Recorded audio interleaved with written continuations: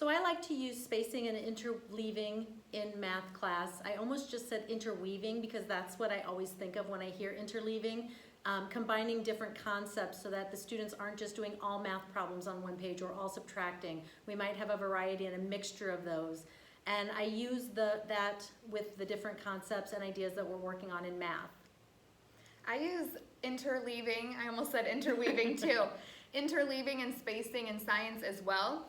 I developed something called central questions. Well, I didn't develop the term, but I applied it to science, where students come into the classroom and I have a question listed on the board.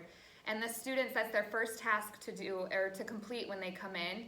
They read the question and then they answer on a documentation sheet. And those questions that I put up on the board, or the central questions, guide the lesson, but they also pertain or relate to concepts or information that we learned previously. So it connects the concepts to that lesson while it also has students retrieve what they learned in the past.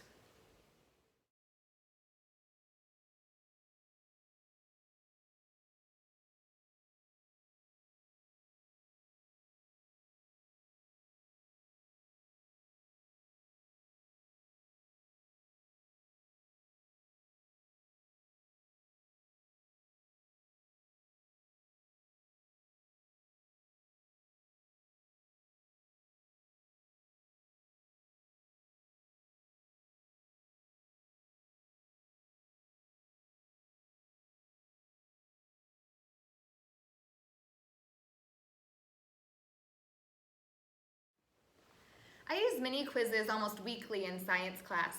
We'll take some information that we learned and I will just verbally ask 5 questions.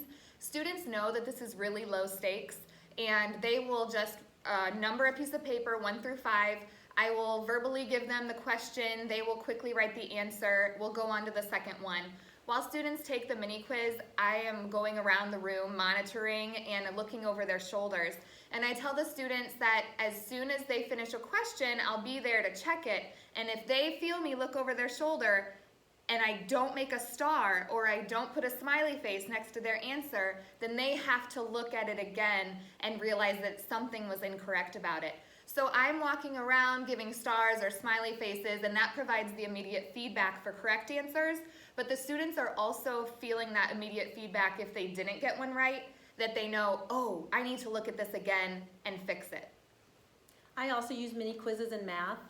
Usually I will take a post-it note for each child and give them several math problems similar to what we've been working on in class that day. We call it an exit ticket sometimes, but they know that these are low stakes or no stakes. Like I said before, it's very quick and they don't feel the pressure of a test or even a real quiz. Since it's just a mini quiz on a little post-it note, they know that I'm looking for what they have learned during the lesson, but they also know that it is low stakes, maybe just a few points, or I'm not taking points. I just simply want to see if they understood the lesson and are able to apply it to the problems.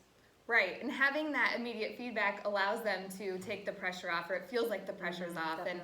And if they know they're guaranteed a 100% because I'm not allowing them to leave until it's right, then they know they're going to get a great grade.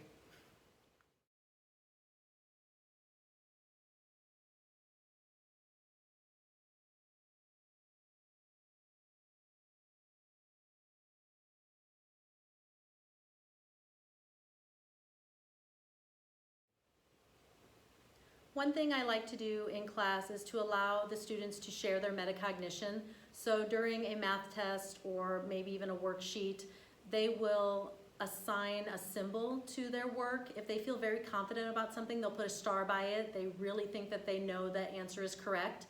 If they're unsure, they might put a question mark or a check mark, and that would indicate that they're not sure, they gave it a try and did what they think they should do.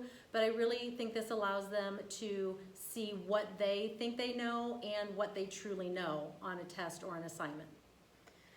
I've shifted study guides in my science class to be metacognition guides, and I set these up in 3 columns. One column is with the information learned. The second column is a smiley face that I know it, I've got it. And the third column is I need to study it.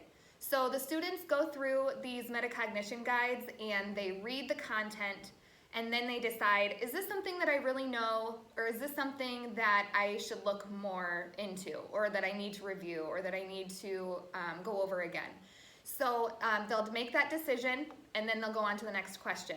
Something I forgot to mention was in the information that needs to be known for the test coming up, I have blanks. So I'll have a sentence and there will be a blank in the sentence, and the students will need to fill in that blank. So that gives them the ability to decide, was that easy for me to fill in the blank? Or did I have to refer to my notes to fill in that blank? And that helps them with the metacognition element as well.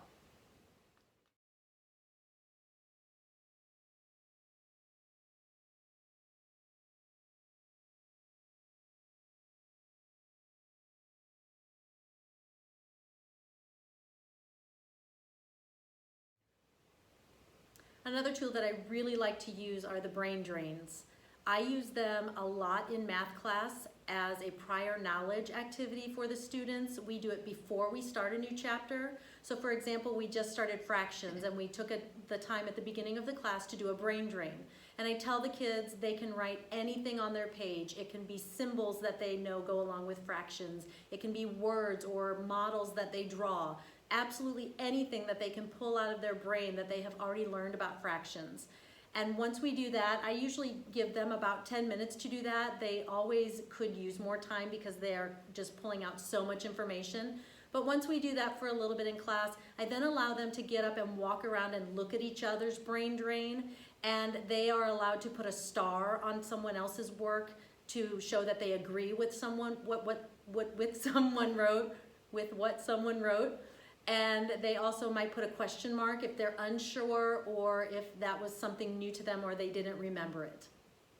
And haven't you said also they can add to other students? If they notice that there is nothing they agree with or that they're not unsure about anything or that a student just didn't have a lot of information, they can add to another student's brain drain also. And then we talk about it as a class once we have finished doing that walk around the room. I've used brain drains at the end of a unit to show all the information learned throughout, and I'm actually going to use an example from reading class where we read novels in reading class. We start the year with skills, point of view, genre, figurative language. Gosh, what are some of our other skills?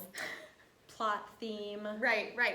So we go through all of those skills at the beginning of the year, and then we apply that knowledge through our novels for the rest of the year. So at the end of one of our stories or one of our books in class, I'll say, okay, tell me everything you know, everything you remember from this book, and I can mention to them, bring in elements of plot, bring in elements of theme, tell me about the characters. That was one of the other skills, was characterization. And the writing that they come up with is absolutely fantastic.